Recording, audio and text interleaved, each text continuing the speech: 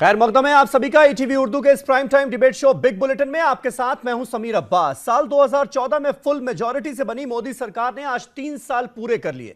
इस मौके पर बीजेपी पूरे देश में अपनी 3 साल की सरकार की उपलब्धियां गिना रही है, तो कांग्रेस पार्टी इसे 3 साल 30 तिकड़म करार दे रही है। बीजेपी अध्यक्ष अमित शाह ने आज दिल्ली में सरकार के 3 साल के कामकाज का ब्यौरा देते हुए कहा कि 3 सालों में बीजेपी ने नए मील के पत्थर बनाने का काम किया है, देश की जनता का भरोसा बढ़ा है। शाह ने कहा कि मोदी सरकार ने इन 3 सालों में वो कर दिखाया जो पिछले 70 साल की सरकारें नहीं कर पाई थी। विपक्ष बीजेपी को घेरने की रणनीति बना रहा है, जबकि बीजेपी देश को आगे बढ़ाने की रणनीति बना रही। उधर विपक्ष कह रहा है कि मोदी सरकार आज भी देश को सपने दिखा रही है। नोटबंदी से काला धन कितना आया यह नहीं बताया गया। 72 रुपए किलो की दाल आज 150 रुपए बिक रही है। किसानों की खुदकुशी में 45% की बढ़ोतरी हुई है। स्मार्ट सिटीज को लेकर कोई योजना नजर नहीं आ रही। 1 करोड़ रोजगार का वादा किया गया, दिए गए सिर्फ 1,40,000। लेकिन सारे ताजा सर्वे यह साफ कर रहे हैं कि देश में 3 साल के शासन के बाद भी मोदी की पॉपुलैरिटी कम होने का नाम नहीं ले रही। तो बड़ा सवाल यह है कि इन 3 सालों में कितना बदला देश का हाल, कैसे रहे मोदी सरकार के 3 साल, इसी पर करेंगे आज अपने तमाम मेहमानों से तफसीली बातचीत। लेकिन सबसे पहले यह रिपोर्ट। शहर शहर चली रे बढ़ी रे एक लहर, एक भारत श्रेष्ठ भारत, एक भारत। मई 2014 में जब दुनिया के सबसे बड़े जमहूरी मुल्क हिंदुस्तान में इंतहाई दायां बाजू पार्टी बीजेपी को मुल्क की बागडोर सौंपी गई, तो पूरी दुनिया की नजर हिंदुस्तान पर ही थी। एक लंबी मुद्दत के बाद किसी एक पार्टी को लोकसभा में इतनी बड़ी अक्सरियत मिली थी। लोगों ने साबिका हुकूमत से परेशान और हालिया हुकूमत के वादों पर भरोसा करके हिंदुत्ववादी पार्टी को हुकूमत बनाने का मौका दिया। इस बहुत बड़े मुल्क के मैंडेट के साथ बीजेपी ने अपना कामकाज शुरू किया और एक के बाद एक सियासी कामयाबी मिलती गई और आज मुल्क की ज्यादातर रियासतों में बीजेपी की हुकूमत ही है। लोकसभा और मुख्तलिफ असेंबली इंतखाबात के नताइज ने साबित कर दिया कि लोग वाकई में बदलाव चाहते थे, चेंज चाहते थे। तरक्की, कालाधन और बदउनवानी के खिलाफ कार्रवाइयों को इशू बनाकर बीजेपी ने अपनी हुकूमतें बनाने में कामयाबी हासिल की है। मरकजी हुकूमत ने आज 3 साल पूरे किए हैं। इन 3 बरसों में जहां एक तरफ बीजेपी अपनी कामयाबियों को गिनवाने में लगी है, वहीं अपोजिशन इसे हर मुहाज पर नाकाम भी करार दे रही है। आज हम दुनिया में सबसे तेज गति से बढ़ती हुई अर्थव्यवस्था बने हैं। महंगाई बाय एंड लार्ज काबू में है। विदेशी मुद्रा भंडार 63 अरब डॉलर बढ़ा है। सेंसेक्स सारे रिकॉर्ड तोड़कर आज 31,000 को पार कर गया है। निफ्टी भी अब तक के सबसे ऊंची जगह पे स्थित हुई है। वीज उपलब्धता में दुनिया में हमारा स्थान 2014 में 99वें नंबर पर था, उसको कूदाकर हम 2017 में 26वें नंबर पर आए हैं। ये बहुत बड़ी उपलब्धि है। पिछले 3 साल में हमने देखा कि भाषण और आश्वासन का शासन, किसी भी भारतीय जनता पार्टी की राज्य में देखें, ये स्लोगन प्रमुख है। देश के गरीब और दलित का दमन भारतीय जनता पार्टी की सरकार का डीएनए और चाल चेहरा चरित्र बन गया है। आए दिन दलितों पर अत्याचार, गरीबों के अधिकारों पर अतिक्रमण, दलितों और गरीबों के सम्मान के साथ छेड़छाड़, वो भी सरकारी संरक्षण में, ये इस सरकार का असली चेहरा है जो मुखौटे के पीछे है।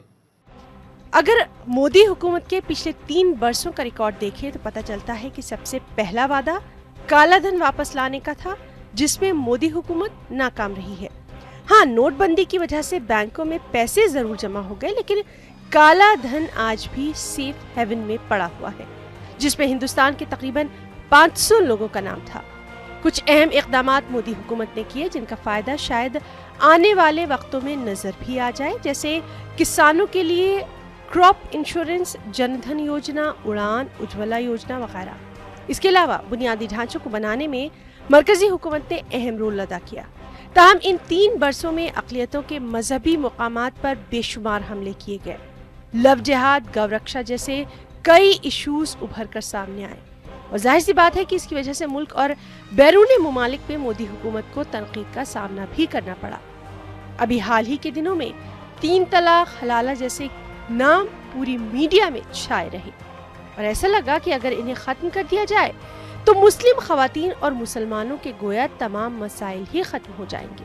बहरहाल मसला कोई भी हो, छोटा हो या बड़ा, मसला मसला होता है जिसे हल करना हुकूमत की ही अव्वलीन जिम्मेदारी होती है। उम्मीद यही है कि आने वाले दिनों में दीगर तरक्याती कामों समेत मुसलमानों के दीगर मसाइल की तरफ भी खास तवज्जो दी जाएगी, जैसा कि 3 तलाक के मसले में नजर आया, क्योंकि मुसलमान हिंदुस्तान में सबसे पिछड़ा है और माशी तालीमी एतबार से उसकी हालत भी अबतर है। अगर ये तबका पीछे रह गया तो शायद पूरा मुल्क ही पीछे रह जाए। Bureau report, ETV news. तो कैसे रहे मोदी सरकार के 3 साल, ये है हमारा आज का मुद्दा। तमाम खास मेहमान हमारे साथ जुड़ चुके हैं। आज एक बड़ा पैनल है। विनोद बंसल साहब हमारे साथ, स्पोक्स पर्सन विश्व हिंदू परिषद के, स्टूडियो में मौजूद हैं। मौलाना साजिद रशीदी साहब, प्रेसिडेंट ऑल इंडिया इमाम एसोसिएशन के, स्टूडियो में मौजूद हैं। अब्दुल हफीज गांधी साहब, लीडर हैं समाजवादी पार्टी के, लखनऊ से हमारे साथ लाइव मौजूद हैं। अरविंद निषाद साहब, स्पोक्स पर्सन जेडीयू के, वो पटना से हमारे साथ लाइव मौजूद हैं। सुदेश वर्मा साहब, national spokes person Bharatiya Janata party के, वो दिल्ली से हमारे साथ मौजूद हैं। आदिल हसन बोपराय साहब, कांग्रेस पार्टी के स्पोक्स पर्सन, वो भी हमारे साथ मौजूद हैं। और बहस को, इस डिबेट को ओपन किया जाए, इससे पहले मैं आज चाहूंगा, क्योंकि बात हो रही है मोदी सरकार के 3 साल के कामकाज के हिसाब की, तो 1-1 मिनट सभी मेहमानों को दिए जाएं और यह पूछा जाए कि 3 साल कैसे रहे, किस तरह से हमारे मेहमान उसे देखते हैं। सुदेश वर्मा जी, शुरुआत आपसे करते हैं। इन 3 साल की उपलब्धियों को कैसे आप देखते हैं? क्योंकि आरोप यह भी लग रहे हैं कि सपने जो दिखाए गए थे, बड़े बड़े वादे जो किए गए थे, वो पूरे नहीं किए गए हैं, लेकिन मैसेज यह दिया जा रहा है कि बहुत बड़ा काम किया है सरकार ने।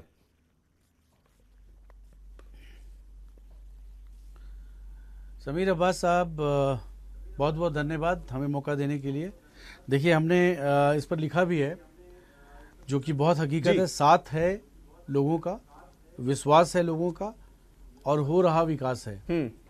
इसमें कहीं अतिशयोक्ति नहीं है। आपने देखा लोगों का साथ हमारे साथ किस तरह है, और साथ क्यों है? क्योंकि लोगों का विश्वास बना हुआ है। इतना होने के बाद भी, हमारे अपोजिशन के लाख कोशिश करने के बाद भी, आपको मैं याद दिलाऊं, जो डिमोनेटाइजेशन जो हुआ था, उसके बाद अपोजिशन ने क्या क्या बातें की, कितने तरह के अफवाह फैलाए, उसके बाद भी लोग हमारे साथ खड़े रहे, क्योंकि उस गरीब को लगा कि पहली बार कोई अमीर के उस ब्लैक मनी को छीनकर गवर्नमेंट खजाने में ले जा रहा है। वो सब हमारे साथ खड़े रहे। यहाँ तक कि अपोजिशन ने यह भी बोला कि उत्तर प्रदेश चुनाव को हम इस पर रेफरेंडम मानेंगे। तो हमारे अध्यक्ष जी ने बोला, ठीक है, अगर आप रेफरेंडम मानते हैं तो हम रेफरेंडम मानने के लिए तैयार हैं। हमने बहुत बड़ा रिस्क लिया था, लेकिन देखिए जनता का साथ, उत्तर प्रदेश को हम इतने भारी बहुमत से जीते। ये जीत सिर्फ जीत इसलिए नहीं है कि बीजेपी ने कुछ अर्थमेटिक कर दिया। ये जीत दिखाता है गरीबों का विश्वास इस सरकार पर। 30 साल के बाद पहली बार एक सरकार आई है जो गरीबों के बारे में सोच रही है। अगर हम लिस्ट गिनवाना शुरू कर दें तो आपका पूरा प्रोग्राम नहीं, लोगों ने तो मुश्किलें झेली, लोगों ने तो भरोसा किया सुदेश जी, लेकिन बदले में उनको मिला क्या? आपने ये तक नहीं बताया कि कितना ब्लैक मनी आया देश में, फायदा क्या हुआ, घंटों लोग लाइन में लगे रहे, ये बताना चाहिए था ना। नहीं, लोगों, देखिए वो जो गरीब है ना, जो गरीब है जो लाइन में खड़ा हुआ था, उसको तो उसका मिल गया फायदा। क्योंकि देखिए आज के दिन बैंक, मुद्रा बैंक स्कीम है जो हम लाए, आपने अच्छा किया ये बात पूछा। मुद्रा बैंक स्कीम में पहले हमारा था 3.5 करोड़ का टारगेट, अब वो 7.75 करोड़ बेनिफिशियरी को दिया जा चुका है loan. State bank of India के आंकड़े बता रहे हैं, ये हम कोई अतिशयोक्ति नहीं बोल रहे। सारे मेहमानों को शामिल कर लें, फिर उसके बाद डिबेट ओपन की जाएगी। एक उद्यमी तो एक आदमी को एम्प्लॉय करता होगा। बोपराय साहब, 3 साल कैसे देखते हैं आप? और करप्शन फ्री सरकार। ठीक है, भारतीय जनता पार्टी का भाषण ही इनका शासन है। ये दुर्भाग्यपूर्ण स्थिति है आज हमारी देश की। अगर आज भारतीय जनता पार्टी लगभग 2000 करोड़ रुपए का खर्चा करवा रही है भारत सरकार की अपनी इनकॉम्पिटेंस और फेलियर्स को सेलिब्रेट करने में, अब मैं आपको भारतीय जनता पार्टी जुमले देती है, कांग्रेस पार्टी तत्व पेश करती है। अब मैं आपको 4-5 ऐसे बैरोमीटर्स और इंडेक्स बताता हूं जहां भारतीय जनता पार्टी असक्षम और असफल रही है। पहला ले लीजिए आप किसानों का मुद्दा, कृषि का मुद्दा। 2015 में ही, सिर्फ 2015 में भारतीय जनता पार्टी की सरकार ने सुप्रीम कोर्ट में एक एफिडेविट दिया है कि लगभग 12,500 से ज्यादा हमारे किसानों ने आत्महत्या की है। ये कांग्रेस पार्टी नहीं कह रही है, विपक्ष नहीं कह रही, ये भारत सरकार ने सुप्रीम कोर्ट में एफिडेविट दिया है। 12,600, लगभग 12,600 किसानों ने आत्महत्या सिर्फ 2015 में की है। पहली बात। दूसरी बात, आप बेरोजगारी का मुद्दा ले लीजिए। जो इस साल के आंकड़े आए हैं लेबर ब्यूरो का, सिर्फ 1,35,000 नौकरियां क्रिएट की गई हैं। ये जो फिगर है, आंकड़े हैं, पिछले 7 साल में लोएस्ट फिगर्स हैं। जब कांग्रेस पार्टी की सरकार थी 2011 में 9 लाख नौकरियां क्रिएट की गई थी, उसके बाद 8 लाख। अगर हमारा एवरेज लेंगे तो 7 और 9 लाख के बीच में था। भारतीय जनता पार्टी का एवरेज लेंगे पिछले 3 सालों का कि सिर्फ 1,35,000 नौकरियां इन्होंने क्रिएट की है। और ये तब है जब मोदी साहब ने एक वचन दिया था 2014 में इस देश को कि जब वो सरकार में आएंगे तो इस देश के लिए 2 करोड़ नौकरियां क्रिएट करेंगे। ये दूसरी बात। तीसरी बात आप ले लीजिए जो लॉलेसनेस की, बस अभी दूसरी बात तक ही रहने दीजिए, अभी सबको शामिल कर लिया जाए। अब्दुल हफीज गांधी साहब, अब्दुल हफीज गांधी साहब, कैसे देखते हैं आप 3 साल को नरेंद्र मोदी सरकार के? देखिए समीर साहब, आप मुझसे पूछेंगे कि 3 साल को मैं कैसे देखता हूं, तो मैं आपसे कहूंगा कि ये अनब्रोकन हिस्ट्री है of broken promises and non performance. और ये यू टर्न की सरकार रही है, ये मीडिया के जरिए प्रोपेगेंडा की सरकार रही है, ये एक तरह से जुमलों की सरकार रही है। और ये 56 इंच के सीने की सरकार नहीं है, बल्कि 56 इंच की जुबान की सरकार है। ये नौकरियों को खत्म करने की सरकार रही है, ये डाटा को फज करने की सरकार रही है। मैं आपको आंकड़े दे सकता हूं कि किस तरह से इन्होंने एम्प्लॉयमेंट जनरेशन को डाटा को फज करके दिखाया कि हमने 2,30,000 नौकरियां 2016 में क्रिएट की गई है। ये सरकार जो है वो स्लोगन लविंग प्रधान सेवक की सरकार है। ये सरकार, किसी ने कहा है कि अधिकतम प्रचार और न्यूनतम विचार की सरकार है। ये पर्सनैलिटी कल्ट को पोषित करने की सरकार है कि किस तरह से 11 अरब रुपए मीडिया के ऊपर खर्च करके एक प्रधान सेवक की पर्सनैलिटी कल्ट बनाने की कोशिश की जाती है। ये भूल जाते हैं कि शाइनिंग इंडिया इनका फेल हो चुका है, उदय भारत फेल हो चुका है, उसके बाद भी 11 अरब रुपए ये मीडिया पे खर्च करते हैं। ये फोटो ऑप और सेल्फी की सरकार है। ये रैलियां, भाषण और लेकिन ब्रांड मोदी फेल होने का कोई आसार नहीं है ना। जाने कहां गए अच्छे दिन की सरकार, इसलिए हो रहा है ना ये। ठीक है, ठीक है, देखिए अरविंद निषाद साहब, जल्दी से आपका कमेंट। मोटिव इश्यूज लेके चलेंगे। ठीक है गांधी साहब एक मिनट। अरविंद निषाद साहब, 3 साल मोदी सरकार के कितने मार्क्स देंगे आप 10 में से? देखिए समीर साहब, आज जो पूरे देश का माहौल है वह डर, भय, व्याप्त का माहौल है पूरे देश में। आज पूरे देश में अविश्वास का माहौल है और जिस प्रकार से लोगों से वायदे की गई उस वायदे को पूरा नहीं किया गया। ऐसा लग रहा है कि पूरे देश में आज जुमला की सरकार चल रही है, जुमलों की सरकार चल रही है। पूरे देश के नौजवानों को यह सपना दिखाया गया था कि मेरी सरकार बनेगी तो मैं सरकार बनते ही प्रत्येक साल 2 करोड़ नौजवानों को रोजगार दूंगा। लेकिन रोजगार देने का तो सवाल ही नहीं पैदा होता है, बल्कि आज रोजगार के अवसर घट रहे हैं। मोदी सरकार में 89% रोजगार के जो अवसर हैं, इस शासन में रोजगार के अवसर समाप्त हो गए हैं साथियों। समीर साहब, दूसरी बात, अमित शाह जी ने एक इंटरव्यू में कहा कि मेरी जो प्रचार अभियान था, जिस प्रचार अभियान में 15 लाख रुपए देने की जो बात कही गई थी वह जुमला साबित हुआ। तो इस प्रकार से जो बातें कही गई चुनाव प्रचार के दरमियान या घोषणा पत्र में, उन सारी बातों का आज कोई मतलब नहीं दिखाई पड़ रहा है। ऐसा लग रहा है कि पूरा देश आज जुमलों के दौर में शामिल हो गया है और पूरे देश में भय और आतंक का माहौल कायम हो गया है। बगल के राज्य में किन्हीं विनोद बंसल साहब, उत्तर प्रदेश में विनोद बंसल साहब, ये बड़ी लोगों की शिकायत है और विपक्ष की शिकायत है, जुमलों की सरकार ये साबित तो नहीं हो रही कहीं?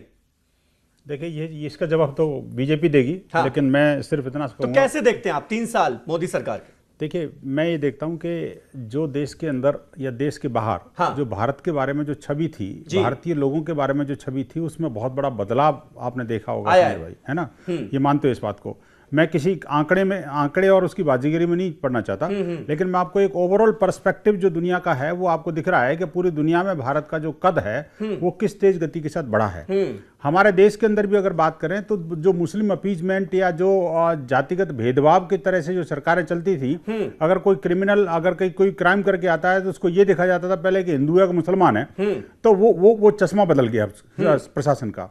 तीसरी बात ये कि जो बाहर के देशों में हमारे जो नागरिक थे उनकी जो हालत होती थी और उस पर सरकार जिस तरह से मौन साध लेती थी, अभी उज्मा की घटना में आपने लेटेस्ट अभी लास्ट वीक में देखा कि किस तरह से एक महिला को हमारी विदेश मंत्री रेगुलर फोन करके और उस नरक से निकाल के लाई है, जिसने उसने कहा है साफ साफ कि पाकिस्तान एक मौत का कुआं है। उस मौत के कुआं से एक बहन को निकाल के लाना, ये एक काबिले तारीफ बात है।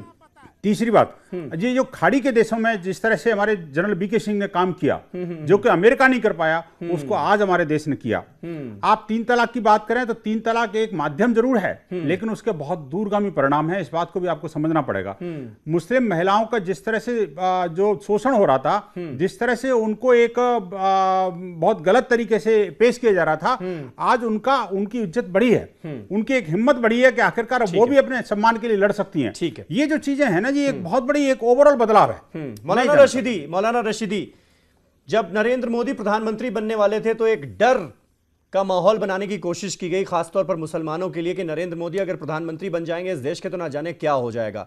क्या आपको लगता है कि उस हालात से मुसलमान उभरे हैं? इन 3 साल के शासन को जिस तरह से अंजाम दिया गया है, ये डर जैसी बात निकली है, एक अच्छा माहौल बनता हुआ नजर आ रहा है आपको या नहीं? अब देखिए, ये तो देश का हर नागरिक जानता है कि आज की जो पोजीशन है और 2014 से लेकर जो इनकी सरकार बनी है जी, उससे लेकर जो लव जिहाद से लेकर जो मामला तलाक तक पहुंचा है, इससे मुसलमानों में कितना खौफ है और कितना खौफ दूर हुआ है, ये बात ऑनलाइन कहने की जरूरत भी नहीं है। बच्चा बच्चा देश का जानता है।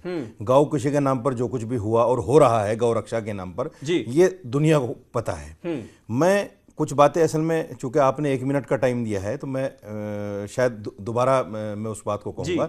अभी इन्होंने कहा है बंसल जी ने कि बाहर विदेशों में देश का कद बढ़ा है। इतना कद बढ़ा है कि अमेरिका का जब सदर आता है यहाँ तो उसको बाकायदा कहना पड़ता है कि देश के अंदर नफरत की राजनीति नहीं होनी चाहिए, इतना कद बढ़ा है।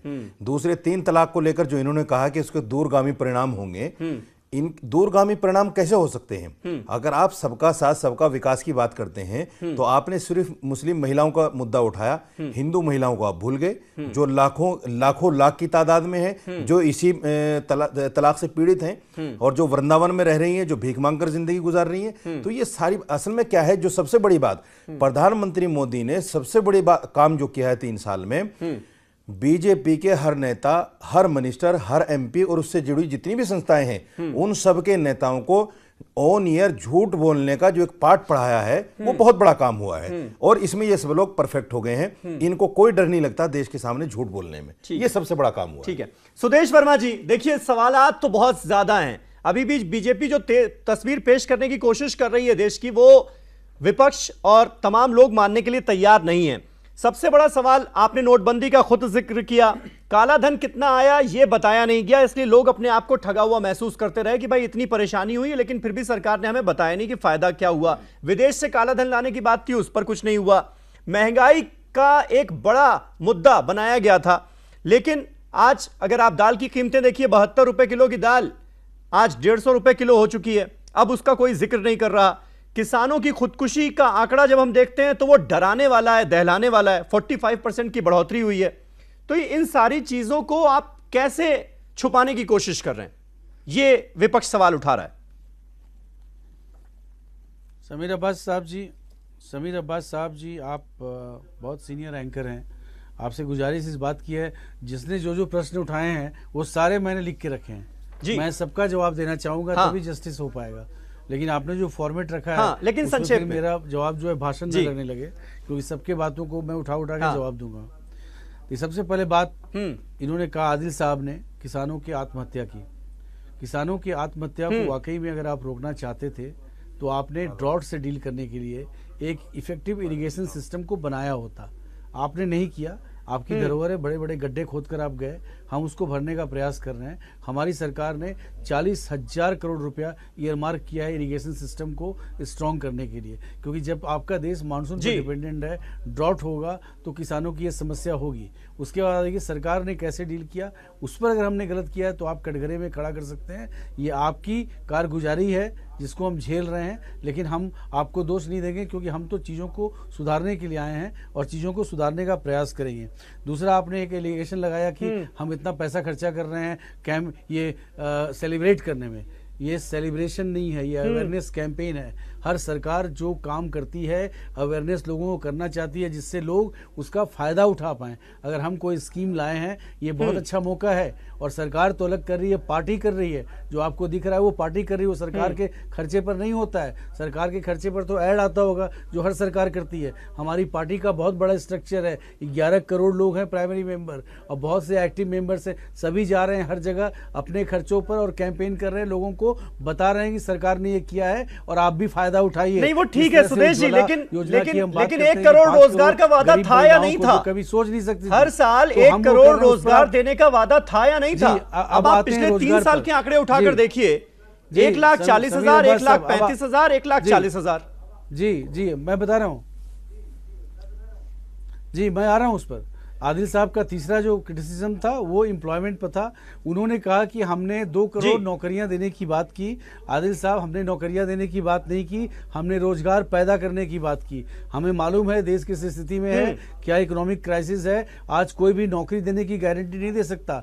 हमने जो मुद्रा स्कीम की बात की थी अपने ओपनिंग स्टेटमेंट में, हम यही बताना चाह रहे थे कि हमारे स्कीम से 8 करोड़ उद्यमी लोग लोन ले चुके हैं, 10,000 से लेके 50 लाख तक। तो एक व्यक्ति अगर लोन लेता है, अगर एक व्यक्ति को भी और रखता होगा तो 8 करोड़ बेनिफिशियरी इंटू 2 मैंने 16 करोड़ रोजगार हमने पैदा कर दिया है। वो खुद रोजगार पैदा कर रहे हैं, आप पर डिपेंडेंट नहीं है। इसलिए आपके जितने भी एलिगेशन आदिल हसन साहब सहमत हैं आप इससे? आप लेबर मिनिस्ट्री के आंकड़े में मत जाइए, वो आंकड़े अब खत्म, वो आंकड़े पुराने हो गए। वो कह रहे हैं जितना प्रॉमिस किया गया था हम तो उससे ज्यादा दे रहे हैं। तो आंकड़े फैक्ट है, बैंक के आंकड़े हैं। ठीक है सुदेश जी, बैंक के आंकड़े हैं और हम इसको डबल करने वाले हैं। आपको पता है कि अब हमारे पास पैसा आ गया, हम डबल करेंगे। अब मैं आता हूँ हफीज गांधी जी की बात पर। ये बोले जुबान की सरकार, कोई बोल रहा है भाषण की सरकार। दिल में जज्बा होगा, भाषण देंगे। सुदेश जी ऐसे एक तरफा नहीं, प्लीज। आदिल आपका जवाब देना चाह रहे हैं। अभी तो हम पूरा नहीं किए ना, सबकी बात नहीं करेंगे। आपके पास फिर आऊंगा, आपके पास फिर आऊंगा सुदेश जी। समीर भाई, हाँ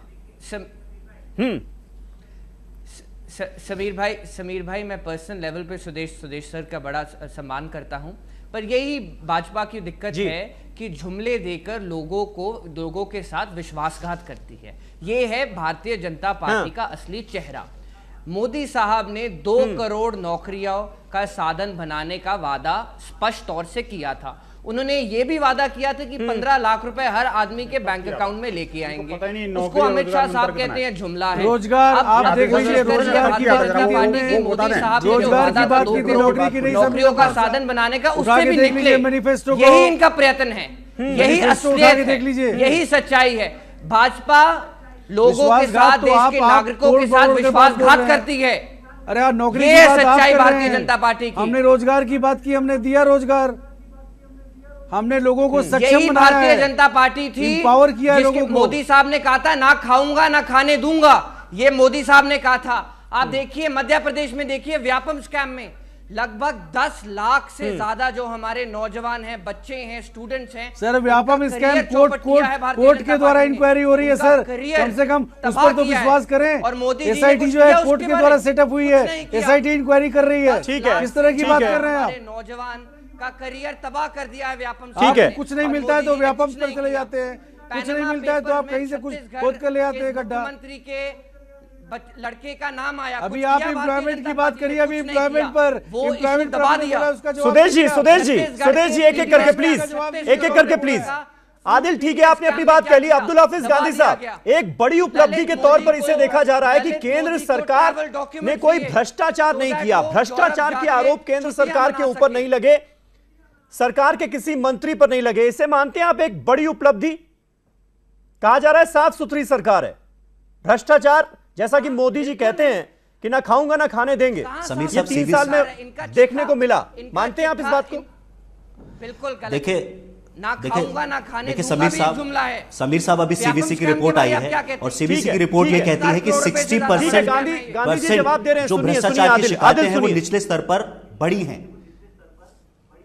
हाँ देखिए जहां तक भ्रष्टाचार का सवाल है, निचले स्तर पर अभी सीवीसी की रिपोर्ट है कि 67% जो है शिकायतें भ्रष्टाचार के मामले में बढ़ी हैं, यानी कि निचले स्तर पर कहीं ना कहीं भ्रष्टाचार बढ़ा है। अभी मैं आपको बता दूं, उत्तराखंड में त्रिवेंद्र सिंह रावत जी ने, जो इनके मुख्यमंत्री हैं, उन्होंने केंद्रीय मंत्री नितिन गडकरी जी को लेटर लिखा कि राष्ट्रीय राजमार्ग घोटाला हुआ है, वहां पर भूमि घोटाला हुआ है 300 करोड़ रुपए का, और नितिन गडकरी जी को उन्होंने सीबीआई इंक्वायरी की मांग की। लेकिन नितिन गडकरी जी ने उनको क्या लिखा कि आप इस तरह के लेटर मत लिखिए, अपने लेवल पर इस चीज को निपटा लीजिए। यानी कि घोटालेबाजों को संरक्षण देने का काम भारतीय जनता पार्टी करती है। अगर उत्तराखंड के सीएम जो NH-24 में भूमि घोटाला हुआ है, वहां के लिए अगर लेटर लिखते हैं सीबीआई के लिए, तो नितिन गडकरी जी उनको डांट कर उनको जो है चुप करा देते हैं। आज ही के पेपर में मैं समझता हूं कि सुदेश जी ये कंफर्म कर सकते हैं, आज के पेपर में ये पूरी घटना का जिक्र है कि किस तरह से नितिन गडकरी जी ने डांटा। मैं एक और बात समीर जी आपके माध्यम से कहना चाहूंगा कि भारतीय जनता पार्टी की कथनी और करनी में बहुत ज्यादा फर्क होता है। देखिए, इन्होंने डिफरेंट स्टेट्स को पैकेज देने की बात की। बिहार में प्रधानमंत्री जी गए और पूछ कर कहा कि कितने का पैकेज दे दूं, 90,000 का दे दूं, 1.25 करोड़ का दे दूं, और 1.25 करोड़ का पैकेज देकर आए। आरटीआई के जरिए से पता लगा है कि अभी भी बिहार को 1 पैसा तक नहीं गया है। जम्मू और कश्मीर को 80,000 करोड़ का पैकेज देने का वादा आरटीआई के जरिए से खुलासा हुआ है कि अभी तक एक बिल्कुल गांधी जी अरविंद निषाद साहब बैठे हुए हैं जेडीयू के जनरेशन की, जहां तक भारतीय जनता निषाद साहब बताइए क्या धोखा हुआ है क्या पैकेज के नाम पर? समीर अब्बास साहब नहीं, सुदेश जी 1 मिनट। अरविंद निषाद, 12 करोड़ बिहार वासियों के साथ नरेंद्र मोदी ने विश्वासघात करने का काम किया है, बल्कि बिहार के साथ उन्होंने डांक कि मैं 50 करोड़ दूं, 70 करोड़ दूं, जिसका जिक्र अभी कर रहे थे एक हमारे डिबेटर। पूरे बिहार के लोगों में ऐसा विश्वास का माहौल पैदा किया गया कि अगर मेरी सरकार बनेगी तो मैं 1,25,000 करोड़ बिहार को दूंगा। लेकिन जब रिजल्ट विपरीत आया तो प्रधानमंत्री जी ने बिहार को 1 पैसा नहीं दिया। उनको ऐसा महसूस हुआ कि बिहार के लोगों ने मेरे साथ नाइंसाफी किया है। लोकतंत्र में ऐसा नहीं चलता है। आप पूरे देश के प्रधानमंत्री हैं, आप पूरे देश के सेवक हैं, इसलिए आपने जो वायदा किया था उस वायदा पर खरा उतरना चाहिए था। पूरे बिहार में जो 1 पैसा नहीं मिला है, हम लोगों ने प्रेस कॉन्फ्रेंस करके 5 दिन पहले भारतीय जनता पार्टी से जवाब मांगने का काम किया, लेकिन अभी तक भारतीय जनता पार्टी की ओर से कोई माकूल जवाब नहीं आया है। नहीं बताया गया है कि नीतीश कुमार की नजदीकियां नरेंद्र मोदी से कैसे बढ़ रही हैं? छोटी दलील दी जा रही है। अगर ऐसा है तो फिर तो पूरे विपक्ष को एकजुट होना चाहिए ना। आज जब विपक्षी एकजुटता की बात आती है निषाद साहब, तो नीतीश कुमार साहब गायब हो जाते हैं। अब खबर आ रही है कल वो नरेंद्र मोदी से मिलने आ रहे हैं दिल्ली, तो ऐसा क्यों? हमारे पार्टी के संसदीय दल के नेता और जनता दल यू के भूतपूर्व राष्ट्रीय अध्यक्ष शरद यादव जी उस मीटिंग में शरीक हुए हैं, और उसके पहले श्री नीतीश कुमार जी श्रीमती सोनिया गांधी से राष्ट्रपति चुनाव के संदर्भ में वार्ता कर चुके हैं। देखिए, ऐसा नहीं है नीतीश कुमार जी और शरद यादव जी में कोई फर्क नहीं है। पार्टी का प्रतिनिधित्व होना चाहिए, उसी हैसियत से श्री शरद यादव जी आज के कार्यक्रम में गए। इस नहीं, इनका जी ठीक है, बोल लीजिए सुदेश जी। समीर भाई अच्छा दे दीजिए आप उत्तर। सरकार का मतलब ये थोड़ा देखिए समीर अब्बास साहब, आपको पता है कि नीतीश जी 30 सेकंड बस। डिबेट में और लोग भी हैं भाई। नीतीश जी कल भी मिल रहे हैं प्रधानमंत्री से। नीतीश जी इन मुद्दों को उठा सकते हैं। आज तो भाजपा के 3 साल का इशू है, इसलिए मुझे तो मौका मिलना ही चाहिए। ये सब इशू पर हम डिबेट कर सकते हैं। नीतीश जी का हमने भी बड़ाई किया, नहीं इतना नहीं जितना आप चाह रहे हैं। सबको बराबर, सबका साथ, सबका विकास, बराबर सम्मान भी बोल रहे हैं। ये उत्तर नहीं हुआ, ये उत्तर नहीं है। इनको 1,25,000 आपको पता होना चाहिए। किस मत में कितना पैसा मिला, आपको पता ही नहीं है। आपके सुदेश जी, इतने वक्त में आपको जवाब दे देना चाहिए था ना कि बिहार को पैकेज क्यों नहीं मिला अब तक। बातें कर रहे हैं समीर भाई, 2 मेहमानों ने सवाल उठा दिया, आपने बोल दिया, बस डिबेट करेंगे, जुमला दे दिया, लेकिन हुआ कुछ नहीं। आज तो मैं उनकी बात करना, आज तो हमने हाफिज गांधी जी की बात पर बात करना चाहता हूं, जो इन्होंने बहुत बड़ी बात बोली कि हम जुबान की बात करते सरकार है, भाषण की सरकार है। अरे जुबान और भाषण तभी आएगा जब अंदर जज्बा होगा। नरेंद्र मोदी जैसा कोई लीडर होगा तभी तो जज्बा आएगा। जज्बे से नेता भी तो होना चाहिए। देश की सरकार नहीं वो इस बात को लेकर सवाल उठा रहे हैं कि बहुत सारी बातें जो हैं वो जुमले दे दिए जाते हैं, भाषण में बातें कह दी जाती हैं, लेकिन होता नहीं कुछ। सर वो भाषण तभी आता है जब अंदर जज्बा होता है, नहीं तो नहीं आता है। जज्बा देश बदलने का होगा तभी तो आप भाषण साहब यही पूछिए ना कि जज्बात से सरकारें नहीं चलती है, नीति से सरकारें चलती है। विनोद बंसल साहब, सरकार हृदय से चलती है, सांप्रदायिक सौहार्द बिगड़ जाएगा चलती है सरकार। सत्ता में आने के बाद नरेंद्र मोदी के ये जो एक बार बार खतरा दिखाया गया था, क्या आपको लगता है कि जो हालात रहे पिछले 3 साल में, चाहे वो गौरक्षा की बात हो, गौरक्षा के नाम पर जो गुंडागर्दी हुई, या फिर जगह जगह, चाहे अभी सहारनपुर की घटना देख लीजिए, दलितों के मन में जो तमाम बातें आई उसके बाद हालात इतने बिगड़ गए, आपको लगता है कि वहां पर एक नाकामी रही है? समीर भाई देखिए, आपने जो बात कही कि जो असुरक्षा की भावना, ये जो असुरक्षा की भावना जैसे ही मोदी जी का मान लो इसमें केंद्रीय राजनीति में प्रवेश हुआ, उस समय सबसे ज्यादा असुरक्षा की भावना अगर हुई तो पाकिस्तानी मीडिया में हुई। और पाकिस्तानी टीवी चैनलों ने जिस तरह से बोला वो उसी तरह से वही भाषा हमारे यहाँ के कुछ कटमुल्ले या जो और जो जिस तरह के लोग हैं, सुनिए, अरे मेरी बात सुनिए मुल्ला जी, अरे देखिए यही तो बात है ना, आप किसी हिंदू को बोलने नहीं दोगे, यही बात है। जब आप अनवरत बोल रहे थे, मैं कह रहा हूँ देखिए पाकिस्तान, जो पाकिस्तान की भाषा ये बोलते हैं उसी पाकिस्तान की भाषा बोलते हैं।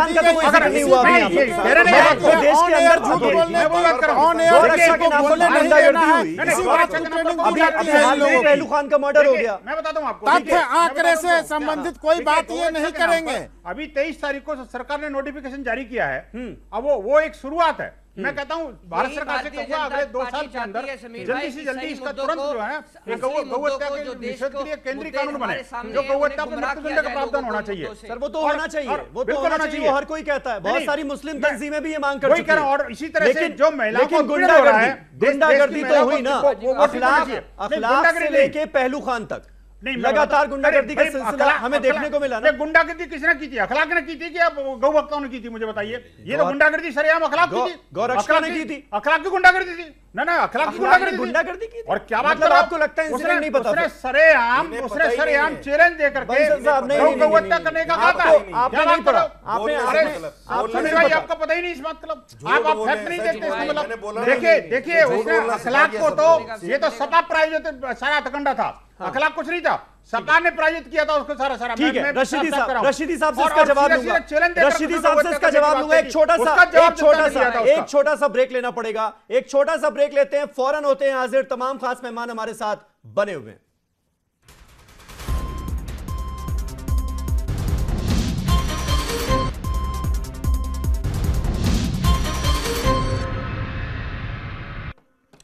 कैसे रहे मोदी सरकार के 3 साल सरकार के, ये है हमारा आज का सवाल। तमाम खास मेहमान हमारे साथ बने हुए हैं। मौलाना साजिद रशीदी साहब, आप कुछ ऐड करना चाह रहे थे ब्रेक से पहले, और मैं एक सवाल उसमें जोड़ दूं। हिंदुत्व को लेकर तमाम तरह के सवाल खड़े किए गए थे कि हिंदुत्ववादी छवि है, हिंदूवादी छवि है नरेंद्र मोदी की जब वो सत्ता संभाल रहे थे। अब ऐसा लग रहा है कि हिंदुत्व के बजाय राष्ट्रवाद को चेहरा बना दिया गया है, और राष्ट्रवाद एक ऐसा मुद्दा होता है जिसके आधार पर बहुत सारी नाकामियां भी सरकार की छुप जाती हैं। ये आप मानते हैं कि इसका एक फायदा हो रहा है सरकार को? नहीं, बिल्कुल ये सच्चाई है। देखिए, राष्ट्रवाद के नाम पर जो खेल खेला जा रहा है खास तौर से मुस्लिम कम्युनिटी के साथ में, ये बड़ा चिंताजनक है। कैसे? देखिए, इन्होंने एक नारा दिया था, सबका साथ सबका विकास।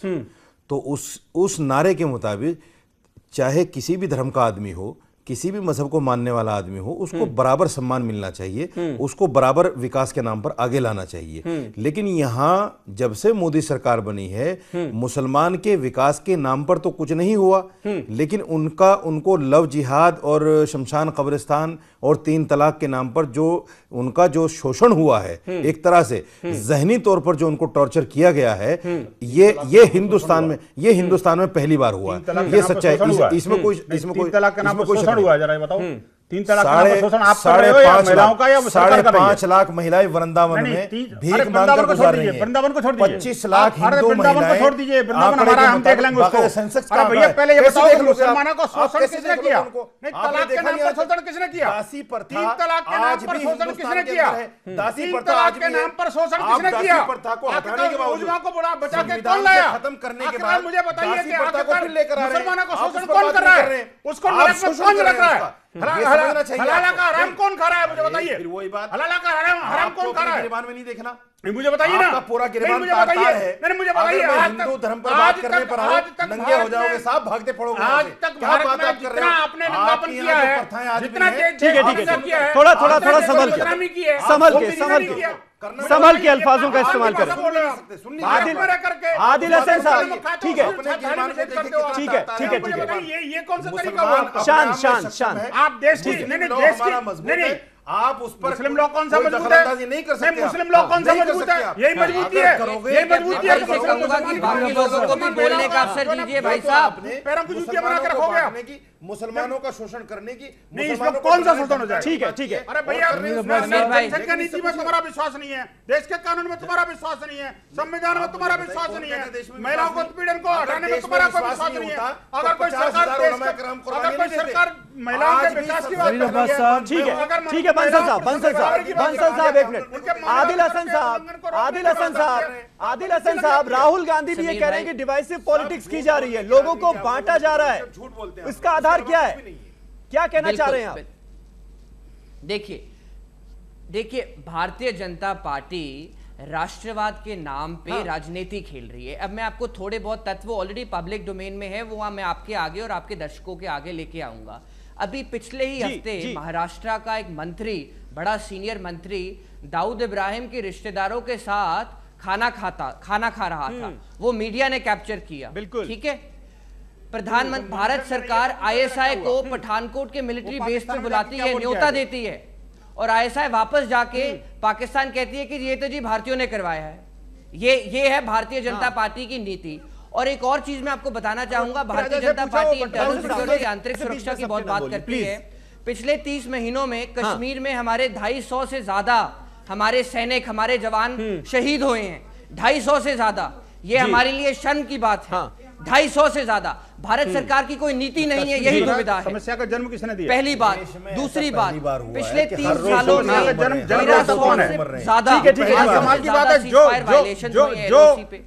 जो खतरे को बोलते हैं, आज वो खतरे को ऐलान कर रहे हैं। बताओ, कमाल की बात। भारत सरकार की कोई नीति नहीं है, यही दिक्कत है। यही आज आपको अभी जो परसों ही जो पाकिस्तान का ठीक है, आप ऐसे आप दूसरे मेहमानों का वक्त खा जाएंगे। एक मिनट सुदेश वर्मा जी, सुदेश वर्मा जी, क्या आप ये मानेंगे कि एक फेक नेशनलिज्म का दौर शुरू हो गया है? बहुत अच्छी बात है कि हमने सर्जिकल स्ट्राइक की, पाकिस्तान को मुंह की खानी पड़ी, हमने धूल चटाई और सरकार ने जज्बा दिखाया, सेना ने बहादुरी दिखाई, लेकिन उसके बाद ये नेशनलिज्म के नाम पर एक फेक नेशनलिज्म का दौर शुरू हो गया है। हर कोई राष्ट्रवादी बनने की कोशिश में एक दूसरे की बेइज्जती करने से भी बाज नहीं आ रहा है, सर्टिफिकेट बांटे जाने लगे। ये एक मुश्किल बात है क्या? इसका इलाज होना चाहिए क्या? जी समीर अब्बास साहब, आपकी बात का मैं जवाब दूंगा, लेकिन कृपया मुझे मौलाना जी की बात पर उत्तर देने दीजिए। मौलाना जी ने कहा कि भय का माहौल उत्पन्न हुआ है, फिर रह जाएगा ये। हमें तो लगता है भय मुक्त समाज दे रहा हूं। मुझे तो लग रहा है भय मुक्त समाज की उत्पत्ति होनी शुरू हुई है, नहीं तो मुस्लिम महिला वहां से आके खुद अपने हक के लिए नहीं लड़ती। ये बीजेपी का एजेंडा नहीं है, आपको ये तो हमने समर्थन किया है राइट टू इक्वालिटी पर, राइट टू इक्वालिटी पर। आपने कागज उठाया और जो पार्टी ने लिख के दे दिया वो पढ़ रहे हैं आप। निश्चित सर, मैं बीजेपी का प्रवक्ता हूँ सर, मैं बीजेपी का प्रवक्ता हूँ, आपकी बात तो नहीं बोलूंगा सर, मैं बीजेपी का प्रवक्ता हूँ, आपकी बात तो नहीं बोलूंगा। भय आपको लगेगा, आपकी महिलाओं से, आपकी महिलाओं से आपको भय लगेगा, क्योंकि उन्होंने आपके लिए भय पैदा कर दिया है। अब आपको कोर्ट में घसीटेगी, मौलाना कोई वजूद नहीं रह जाएगा, कोर्ट में घसीटेगी आपको अगर तलाक दीजिएगा तो। इससे भय पैदा हुआ है, मोदी जी के आने से वाले तो बहुत पहले जा चुके हैं। मेरा सवाल, ये जो फेक नेशनलिज्म के नाम पर सवाल उठाने वालों के साथ जो बेइज्जती की जा रही है, जिस तरह से सोशल मीडिया पर लोग उनके पीछे पड़ जा रहे हैं, ये इसका सामना कैसे कर रहे हैं आप? देखिए समीर अब्बास साहब, बीजेपी का प्रत्येक कार्यकर्ता जो है नेशनलिज्म से प्रेरित होता है। वो कुछ भी हो सकता है, नेशनलिज्म उसके रगों में दौड़ता है। अगर कोई अगर आजादी की बात करता है, कश्मीर की, भारत के टुकड़े की बात करता है, तो बीजेपी का कार्यकर्ता वो नहीं होने देगा, क्योंकि हमारे लिए वो नेशनलिज्म है, फेक नेशनलिज्म नहीं है। फेक नेशनलिज्म पर हम साथ नहीं देते। अगर आपने दो तीन बार आपने गौरक्षकों की बात उठाई, आप बताइए क्या प्रधानमंत्री श्री नरेंद्र मोदी जी ने नहीं बोला कि ये गुंडे लोग हैं जो गौरक्षक बन के चल रहे हैं?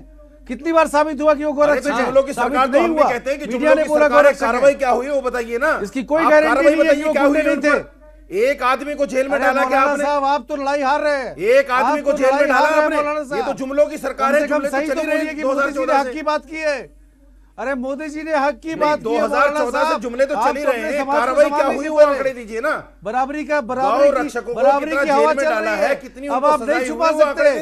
ये देश बदल रहा है। जेल में डालने की बात मत करना, गौरक्षकों को जेल में डालने की बात करना। ठीक है, खौफ जो है, जो सही बोलेगा वो चलेगा। जो गौ हत्यारे हैं, गौ हत्यारे हैं, उनको कड़ी जेल होनी चाहिए। ठीक है, सबका साथ सबका विकास, कोई तफरका नहीं है, हिंदू मुस्लिम नहीं है, हमारे लिए सब नागरिक है। कि यहाँ डिवाइसिव पॉलिटिक्स की बात हो रही है, तो थोड़ा सा एक यूपी का जिक्र कर दूं। सहारनपुर में जो कुछ चल रहा है, जिस तरह से वहां पर सैकड़ों दलितों के परिवारों ने ये कहा कि हम हिंदू धर्म छोड़ने जा रहे हैं। बरेली में 150 लोगों ने हिंदू धर्म छोड़ दिया क्योंकि दलितों के साथ नाइंसाफी हो रही है। उनका वही आरोप है जो कि अखिलेश की सरकार में एक वर्ग लगाता आया है कि एक तरफा कार्रवाई की जा रही है। दलित भी यही कह रहे हैं कि एक तरफा कार्रवाई हो रही है जब से योगी सरकार बनी है। तो ये तो वही आरोप हो गए फिर। देखिए समीर भाई, इस बात को थोड़ा गंभीर से समझना पड़ेगा। जो नेता अभी बिल्कुल बेरोजगार हो गए, जिनकी न संसद में कुछ रही और ना ही विधानसभा बची। क्या मतलब आ गया? क्या बात करो, वही तो भड़का रहे हैं। अरे वही तो भड़का रहे हैं, सहारनपुर में वही तो भड़का रहे हैं भाई। भड़का कौन रहा है? एक मिनट रशीदी साहब, भड़का कौन रहा है? भड़का कौन रहा है? लोग अपनी मर्जी से छोड़ रहे हैं, लोग अपनी मर्जी से हिंदू धर्म छोड़ रहे हैं। जब मुसलमानों ने उसके ऊपर हमला किया, जब मुसलमानों का नहीं है, मुसलमानों का नहीं है, वो कह रहे हैं हमारे ज्यादतियां हो रही हैं।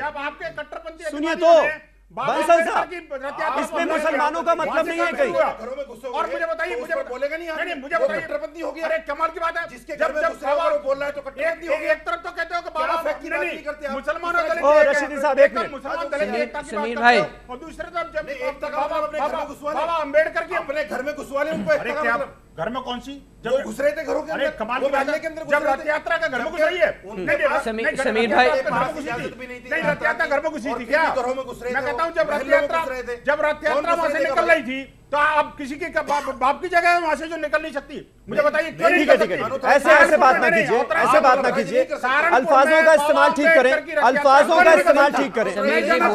ठीक है, ठीक है। फिर आप किस मुंह से बात करते हो कि दलित मुसलमान? अब्दुल हाफिज गांधी साहब, एक मिनट, अब्दुल हाफिज गांधी साहब, कहा यह जा रहा था कि भाई नरेंद्र मोदी जो है वो लॉ एंड ऑर्डर अच्छा करने की कुव्वत रखते, लेकिन यूपी में अखिलेश सरकार जो है वो सबसे बड़ा है। अब तो वो रोड़ा भी दूर हो गया, एक तरह से योगी सरकार आ गई है। आपको लग रहा है कुछ बेहतर हुआ है? शासन ही तो बदला है, प्रशासन, क्योंकि डेटा जो है वो कुछ और गवाही दे रहा है। वो कह रहा है कि कानून व्यवस्था बहुत बुरी स्थिति है हिंदुस्तान में। गांधी साहब, बहुत बुरी स्थिति है। कश्मीर की आप स्थिति ले लीजिए, अब नक्सल भारी एरिया की स्थिति ले लीजिए। कश्मीर में हमारे 250 से ज्यादा जवान शहीद हो गए हैं पिछले 3 सालों में। 250 से ज्यादा जवान शहीद हुए हैं, 1350 से ज्यादा सीज फायर वायलेशन हुई है कश्मीर में, 160 से ज्यादा टेरर इंसिडेंट हुए हैं कश्मीर में, नक्सलबारी एरिया में अभी पीछे ही हमारे 25 से ज्यादा जवान शहीद हुए हैं। बिल्कुल बहुत स्थिति खराब है। दिन दिहाड़े दिल्ली में, राजस्थान में, उत्तर प्रदेश में हत्या की जा रही है लोगों की।